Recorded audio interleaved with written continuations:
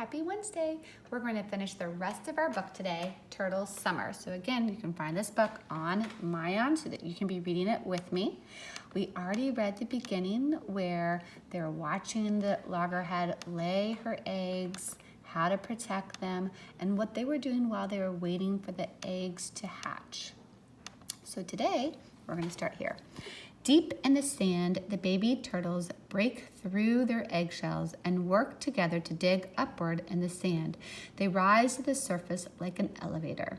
So here they are getting out of their little egg, and they're working together to push up. Remember, they were 20 inches deep. That's almost 2 feet down into the sand. Our first sign that a nest is hatching is a concave circle in the sand. You always ask me when the nest will hatch. I always answer that I don't know. The hatchlings usually emerge from the nest at night when the sand is cool. Sometimes they come out slowly over a couple of nights. When they charge out in a wiggling mass, we call it a boil because it resembles a pot boiling over, kind of like when you're making your pasta and the water's going to go over. So they're saying, oh, there's so many turtles that are coming out of the shell. Instinct guides the hatchlings toward the brightest light. In nature, it is the open horizon with the reflection of the moonlight or starlight of the ocean. The bright light from the house, street lights, and white flashlights confuse them and lead them away from the sea to a certain depth. So what they've been doing now, that's why they had the orange around the area of the nest, is that they want to protect them and make sure that they're using the correct light to get to the water, which would be the moonlight. If too many houses are close to the beach, they do ask the owners to turn off the lights when they think the turtles are going to hatch to protect them and make sure they don't go towards the street, they go towards the ocean. So here are all the little turtles hatching, coming out, and they're going to the ocean by following the moon. 3 days after hatchlings emerge from their nest, the turtle team does an early morning nest inventory. We record the number of hatched and unhatched eggs. You get excited when we find some sleepy hatchlings in a nest. In the sunlight, we can watch the hatchlings scramble to the sea.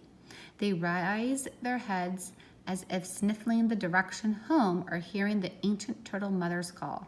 The hatchlings must crawl across the beach to the sea for imprinting. They stop to rest along the way. You know not to touch or carry them.